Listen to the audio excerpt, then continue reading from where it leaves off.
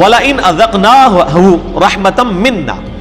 پھر اس کے بعد جب ہمیں اس کو اپنی رحمت کا مزہ چکھاتے ہیں اپنی طرف سے، مِن بَعْدِ ضَرَّاءَ مَسَّتْهُ، اس تکلیف کے بعد جو اسے پہنچ چکی ہوتی ہے، لَيَقُولَنَّ هَذَا لِي، تو وہ پھر اترانا شروع کر دیتا ہے، وہ کہتا ہے یہ تو میرا حق تھا، وَمَا أَظُنُّ السَّاعَةَ قَائِمَةً، میرا کوئی خیال نہیں ہے کہ کوئی قیامت قائم ہوگی۔ یہ ضروری نہیں وہ کہہ بھی رہا ہو،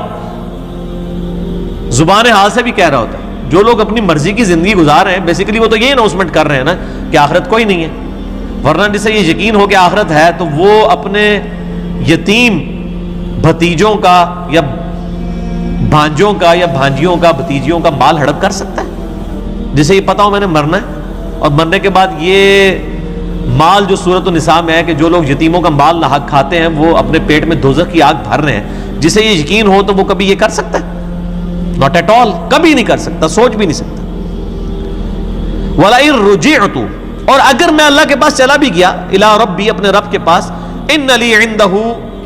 لَلْحُسْنَى، تو وہاں بھی میرے لیے اکرام ہی ہوگا۔ وہ کہے گا ادھر بھی تو دیکھیں نا اللہ نے مجھے اتنا نوازا ہے، ادھر بھی آخرت میری ہوگی، یہ نہیں ہو سکتا میرے بھائی۔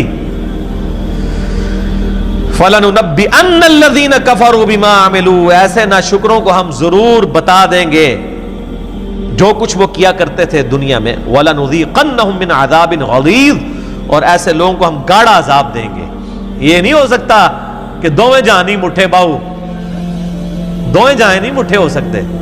مٹھی میں اگر یہ جان لیا پھر آخرت تو چھوٹ جائے گی، دنیا میں آپ کو وہ ساری تکلیفیں گزارنی پڑیں گی، پھر آخرت کی ہمیشہ کی کامیابیاں ہوں گی۔ وَإِذَا أَنْعَمْنَا عَلَى الْإِنسَانِ أَعْرَضَ وَنَأَىٰ بِجَانِبِهِ، اور جب ہم احسان فرماتے ہیں انسان پر تو وہ روگردانی کر لیتا ہے، پہلو تہی کرتا ہے ہم سے۔ وَإِذَا مَسَّهُ الشَّرُّ، اور جب اسے تکلیف پہنچتی ہے، فَذُو دُعَاءٍ عَرِيضٍ، اور لمبی چوڑی وہ دعائیں کرنا شروع کرتے ہیں۔ یہ دنیا میں بھی ہم دیکھتے ہیں،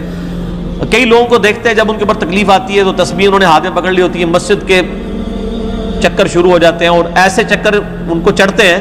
کہ جو بیچارے سالوں سے نمازیں پڑھ رہے ہوتے ہیں وہ بھی ان کے سامنے اپنے آپ کو نیچا فیل کر رہے ہوتے ہیں، یار تو پتہ نہیں کوئی کیڑا کوئی مسئلہ ہو گیا ہے اور کتنا ہے مطلب اس کو اللہ تعالیٰ نے نواز دیا، اور جیسے ہی ان کا معاملہ سیدھا ہوتا ہے دوبارہ مسجد کا رخ نہیں کرتے۔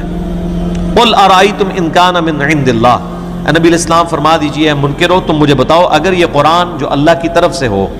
ثُمَّ كَفَرْتُمْ بِهِ، اور پھر تم نے اس کا کفر کیا، اگر اس کو ایک لمحے کے لیے فرض ہی کر لو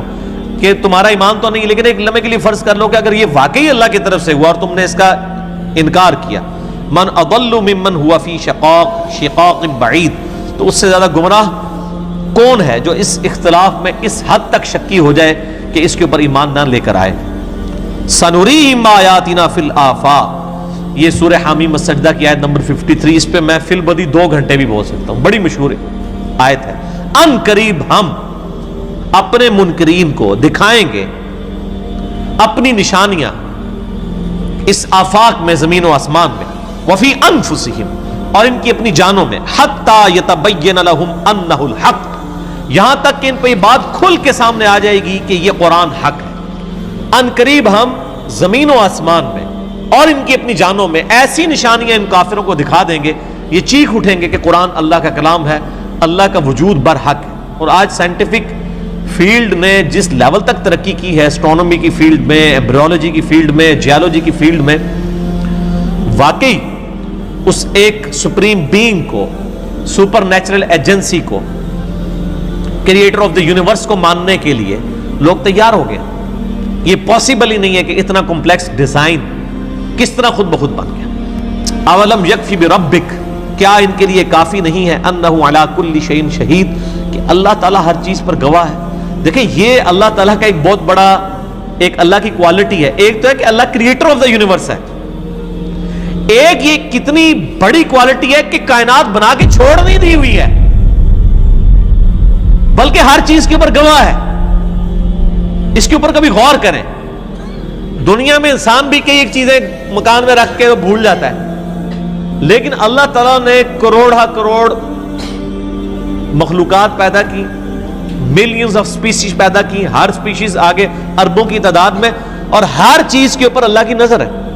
سورۃ الانعام میں اللہ تعالیٰ فرماتا ہے کہ کوئی درخت کا پتا نہ خشکی میں نہ تری میں، نہیں گرتا مگر اللہ کے علم سے،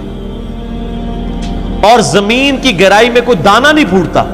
مگر اللہ کے علم سے۔ اور پھر فرمایا یہ علم اتنا کامل ہے کہ ہم نے یہ ہونے سے پہلے ہی اپنے لوح محفوظ میں لکھ لیا ہے کہ ایسے سے ہوگا۔ یعنی انسان امیجنیشن سے